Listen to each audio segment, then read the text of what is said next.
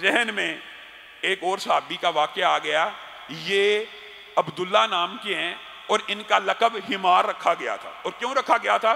یہ رسول اللہ صلی اللہ علیہ وسلم سے خوش طبعی کیا کرتے تھے اور رسول اللہ صلی اللہ علیہ وسلم کو کئی مرتبہ ہنسایا کرتے تھے. مختلف باتیں کر کے رسول اللہ صلی اللہ علیہ وسلم ان کی مجلس میں بڑا خوش ہو جایا کرتے تھے. یہ کوئی ایسی بات آپ کو پتہ ہے کچھ لوگوں کے مزاج میں ایسی خوش طبعی ہوتی ہے کہ وہ خلاف شریعت کوئی بات نہ بھی کریں بے اختیار انسان ہنسنا شروع ہو جاتا ہے, کہا آ جاتا ہے. تو رسول اللہ صلی اللہ علیہ وسلم کا اس صحابی کے ساتھ یہ تعلق تھا. انہوں نے ایک دن عجب معاملہ کیا. رسول اللہ, یہ ایک لمبی چوڑی داستان ہے کہ یہ رسول اللہ صلی اللہ علیہ وسلم کو کیسے ہنسایا کرتے تھے اور کیا کیا باتیں کہا کرتے تھے. ایک دن کا واقعہ بڑا عجیب ہے. رسول اللہ صلی اللہ علیہ وسلم کی بارگاہ میں آئے اور رسول اللہ کو شہد کا تحفہ دیا. اور رسول اللہ صلی اللہ علیہ وسلم کی آپ کو پتا سنت یہ تھی کہ صدقہ قبول نہیں تھا کیا کرتے اور جو تحفہ ہوتا تھا وہ قبول کر لیا کرتے تھے. اب ان صحابی نے جب رسول اللہ کو تحفہ دیا, رسول اللہ نے قبول کر لیا. کچھ دیر بعد آئے ایک بندے کو ساتھ لے کے, کہنے لگے اللہ کے رسول اس کو پیسے دیجیے. یہ کون ہے؟ اس کو میں پیسے کیوں دوں؟ یہ وہ ہے جس سے میں نے شہد خریدا تھا اور آپ کو تحفہ دے دیا تھا اور میں یہ سمجھتا تھا کہ میں اس کو پیسے دوں گا لیکن کوئی دیہڑی نہیں لگی, کوئی کام کاج نہیں ملا, اب اس کے پیسے تو دینے ہیں. رسول اللہ صلی اللہ علیہ وسلم ہنسنا شروع ہو گئے, مسکرانا شروع ہو گئے کہ تحفہ بھی مجھے دیا اور پیسے بھی اس کے میں ہی ادا کروں. خیر رسول اللہ صلی اللہ علیہ وسلم نے اس کو پیسے بھی ادا کیے. ان کے اندر بات آئی ہے تو یہ بات بھی میں کہنا چاہتا ہوں, کچھ بدبخت معاشرے میں لوگ ایسے موجود ہیں جو صحابہ کی غلطیوں کو پوائنٹ آؤٹ کرتے ہیں, جو صحابہ کے ماضی کو پوائنٹ آؤٹ کرتے ہیں. سارے ایک بات بتلائیے, رسول اللہ جب اسلام لے کے آئے ہیں, اسلام کی دعوت لے کے آئے ہیں, حضرت ابو بکر ہیں, حضرت خدیجہ, حضرت علی ہیں, ان کے علاوہ کسی نے اسلام ابتدا میں قبول کیا؟ ظاہر ہے نہیں کیا. تو ساروں نے کہاں سے پلٹنا تھا؟ کفر ہی سے پلٹنا تھا. تو یہ بدبخت جو حالت کفر میں یا اصول تدریج کے مابین, یہ بھی بات یاد رکھیے, جب رسول اللہ صلی اللہ علیہ وسلم کوئی حکم نازل ہوتا تھا نا, بالعموم 99% صحابہ اس کے اوپر عمل شروع کر دیتے تھے. لیکن ایک تدریج بھی تو ہوتی ہے. ایک عرب معاشرے میں ایک عرصے سے شراب رائج تھی, اچانک شراب کی حرمت کا تدریجاً حکم آ گیا. جس دن آخری حرمت کی آیت اتری مدینہ میں اس طرح شراب کو انڈیلا گیا کہ ندیاں جیسے بہہ جاتی, اسی وقت چھوڑ دیا. لیکن ان کے اندر یہ تھا معاملہ کہ نئی نئی حرمت آئی تھی تو بعض اوقات اپنے اوپر کنٹرول نہیں تھے کر سکتے, اس علت کا شکار تھے. تو رسول اللہ صلی اللہ علیہ وسلم کی بارگاہ میں آئے, ان کو لایا گیا کہ یہ تو آپ کو جو ہنساتے ہیں, خوش طبعی کرتے ہیں, آپ کے ساتھ محبت کرتے ہیں, انہوں نے تو یہ عمل کیا. رسول اللہ صلی اللہ علیہ وسلم نے ان کو ایک مرتبہ ٹہنیوں سے اور اس طرح ان کے اوپر سزا کو قائم کیا.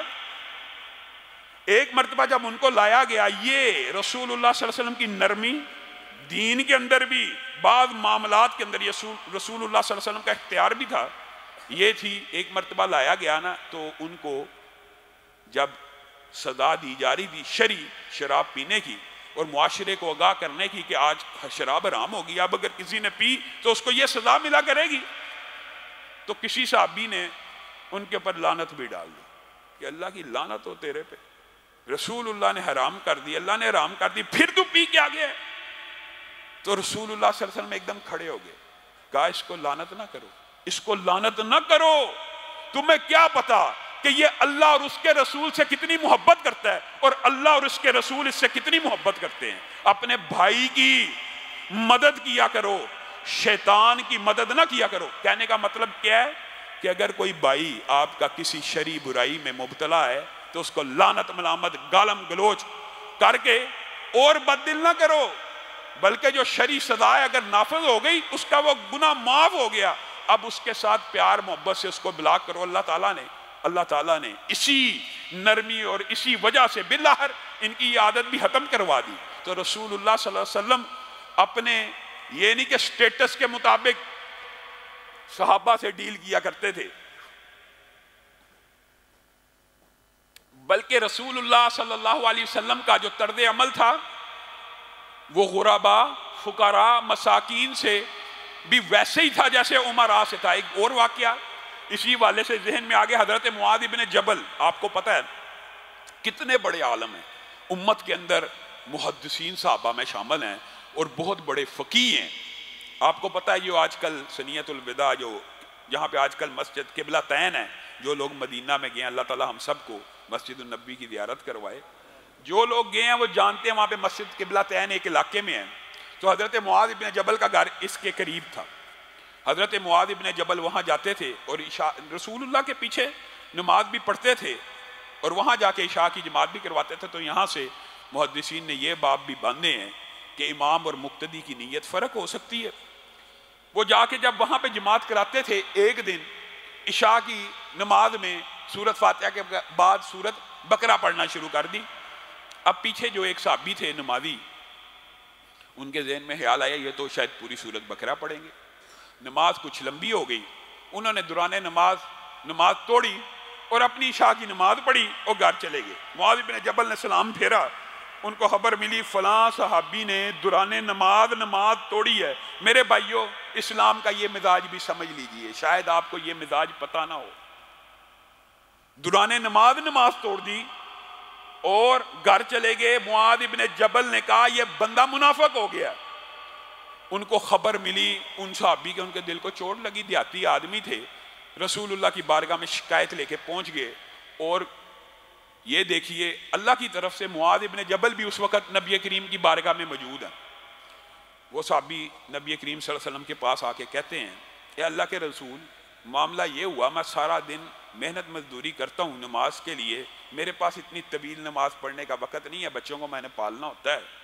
मैंने कल इशा की नमाज शुरू की इनके पीछे जमात के साथ, इन्होंने सूरत बकरा की तिलावत शुरू कर दी, मैंने सलाम फेरा, अपनी नमाज पढ़ के घर चला गया। इन्होंने मेरे ऊपर मुनाफिक होने का इल्ज़ाम लगाया।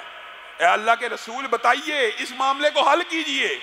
वो मुआज़ इब्न जबल जिनकी जलालत को सारे मुहद्दिसीन, सारी उम्मत मानती है, रसूलुल्लाह की पेशानी पे सिलवटें पड़ गई। ए मुआज़ इब्न जबल, तू मेरी उम्मत को फितने में डालना चाहता है, तू मेरी उम्मत को फितने में डालना चाहता है। और इतने बड़े सहाबी को रसूलुल्लाह सल्लल्लाहु अलैहि वसल्लम ये अल्फाज कह रहे हैं, हमारी तो जरूरत नहीं है, लेकिन रसूलुल्लाह ने कहा, क्यों समझाना चाहते थे, मुआज़ जब तू नमाज के लिए खड़ा हुआ करे और तेरा लंबी तिलावत का दिल किया करे, तो तू सब्बी इस्मा रब्बिकल आला पढ़ा कर, तू वल्लैली इज़ा यग़शा पढ़ा कर, तू वश्शम्सी वदुहाहा पढ़ा कर। तेरे पीछे बूढ़े, बच्चे, मजदूर, मेहनत करने वाले लोग खड़े होते हैं, क्या तू इनको इस्लाम से दूर करना चाहता है? यानी जिस सहाबी के ऊपर मुनाफिकत का उन्होंने कहा था कि ये मुनाफिक हो गया, नबी करीम की अदालत ने ये फैसला दिया, ये देखे बगैर कि मुआज़ का रुतबा क्या है और इसका क्या है, उसके हक में फैसला दिया। और साथ मुहातब होके पूछने लगे, ऐ मेरे साथी, ऐ मेरे दोस्त, आप किस किस्म की नमाज पढ़ते हैं? वो बंदा बद्दू था, बद्दू साहबी थे, मुकाम मर्तबा तो जाहिर है बहुत आला अफजल था। कहने लगा, अल्लाह के रसूल फातिहा पढ़ लेता हूँ, साथ जो कुरान में से मुयस्सर हो पढ़ लेता हूँ, उसके बाद ये दुआ करता हूँ अत्तहियात में बैठ के। मुख्तसर उन्होंने अपनी नमाज मुख्तसर तरीन रसूलुल्लाह सल्लल्लाहु अलैहि वसल्लम को बता दी। वल्लाहि मा उहसिनु दंदनता का वला दंदनता मुआज़। अल्फाज सुने, अल्लाह के रसूल, मैं वो बंदा नहीं हूँ, ना इतना साहिब इल्म हूँ कि आपकी तरह अल्लाह के सामने गिरियादारी करूँ या गिड़गिड़ाऊँ या मुआज़ जितनी लंबी दुआएं करूँ। तो रसूलुल्लाह सल्लल्लाहु अलैहि वसल्लम उस वक़्त भी उसको प्यार से अपने करीब करके कहते हैं, ऐ मेरे साथी, तू हमारी नमाज को क्या समझता है? अल्लाह की कसम, जैसे तू पढ़ता है वैसे ही हम पढ़ते हैं। दिल लगी के लिए कह रहे हैं, हालांकि आपको पता है रसूलुल्लाह सारी सारी रात क़याम के लिए खड़े हो जाते थे। मुआज़ इब्न जबल 5-5, 10-10 पारे एक रकत में पढ़ लिया करते थे, लेकिन उस सहाबी की दिल लगी के लिए कह रहे हैं, और तेरी हमारी दुआओं में, गिरियाजारी में फ़र्क कोई नहीं है, जो तू पढ़ रहा है ठीक पढ़ रहा है, फ़राइज़ को पूरे कर रहा है, इसी को पूरा करता रहा है।